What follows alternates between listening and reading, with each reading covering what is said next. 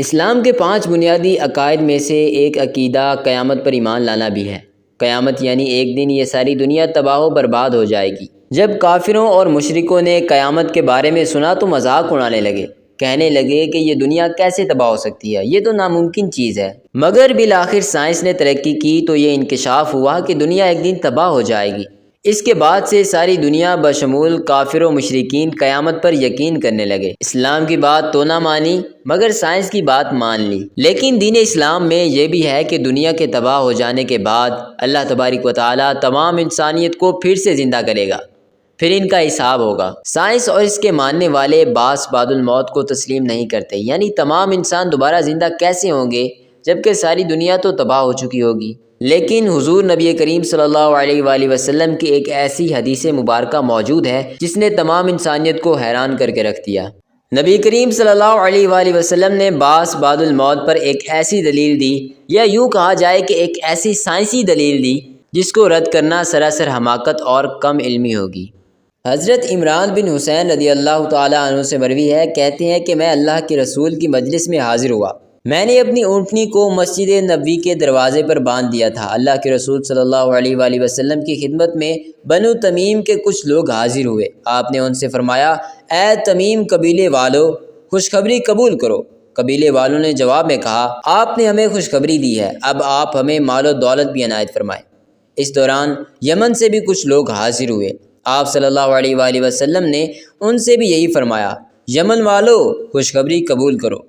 تمیم والوں نے تو قبول نہیں کی۔ یمن والے عرض کرنے لگے، اے اللہ کے رسول، ہم نے آپ کی بشارت کو قبول کیا، ہم حاضر اس لیے ہوئے ہیں تاکہ کائنات کی پیدائش کے بارے میں پوچھیں۔ آپ صلی اللہ علیہ وآلہ وسلم نے فرمایا، اول اللہ تعالیٰ کی ذات تھی، اس کے سوا کچھ نہ تھا، اس کا عرش پانی پر تھا، لوح محفوظ میں اللہ تبارک و تعالیٰ نے ہر چیز لکھ دی تھی، آسمانوں اور زمین کو اسی نے پیدا فرمایا۔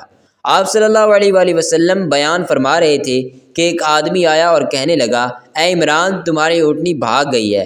میں اٹھ کر اونٹنی کے پیچھے بھاگا، وہ تو بہت دور جا چکی تھی، کاش میں یہاں سے نہ اٹھتا، اونٹنی کو جانے دیتا۔ صحیح بخاری حدیث نمبر 3190۔ آپ اس حدیث مبارکہ سے اندازہ لگا سکتے ہیں کہ اسلام میں سائنس کا علم کتنی زیادہ اہمیت کا حامل ہے، لیکن پھر بھی کچھ احمق لوگ مذہب اور سائنس کو جدا جدا سمجھتے ہیں۔ اب آتے ہیں اس حدیث نبوی کی طرف جس نے سائنس کو چکرا کر رکھ دیا۔ حضور نبی کریم رؤوف الرحیم محمد مصطفیٰ صلی اللہ علیہ وآلہ وسلم نے ارشاد فرمایا، انسان میں یہ ایک ایسی ہڈی ہے جسے زمین کبھی بھی نہیں کھائے گی۔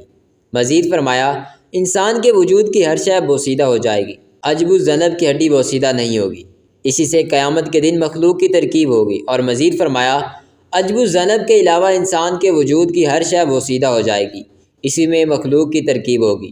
آپ اس حدیث کے حوالے اسکرین پر دیکھ سکتے ہیں۔ ناظرین کرام، اب دیکھتے ہیں کہ عجب الذنب ہے کیا چیز۔ امام جمال الدین ابن منظور اپنی شہرہ آفاق کتاب لسان العرب میں اس حدیث کے بارے میں کہتے ہیں کہ یہاں پر عجب الذنب سے مراد ریڑھ کی ہڈی کا آخری حصہ ہے۔ امریکہ، کینیڈا اور برطانیہ میں ہونے والی تحقیق کا خلاصہ یہ ہے کہ ہاسپین میلن، جو کہ ایک یہودی سائنسدان ہے، اس نے بتایا کہ ریڑھ کی ہڈی کے آخری حصے میں ایک ایسا خلیہ دکھائی دیا کہ باقی سارے خلیات مخصوص کیمیکلز میں ختم ہو گئے، مگر یہ ختم نہیں ہوا۔ اس کو لیبارٹری میں ایٹمی حرارت دی گئی، اس سے بھی فنا نہیں ہوا۔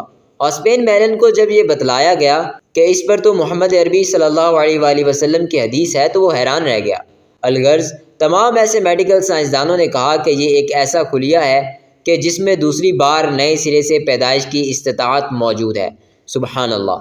آپ کا ہر فرمان اللہ تعالیٰ کی وحی ہے اور آخری سچائی ہے۔ حضور نبی کریم صلی اللہ علیہ وآلہ وسلم نے ارشاد فرمایا کہ اللہ تعالیٰ آسمان سے پانی برسائے گا اور لوگ اس طرح اگنا شروع ہو جائیں گے جس طرح کوئی پودا اگتا ہے۔ اب بھی اگر کوئی اسلام کی حقانیت کو جھٹلائے اور اللہ کے نبی کی بات کو جھٹلائے تو وہ اس کی اپنی کم علمی ہوگی۔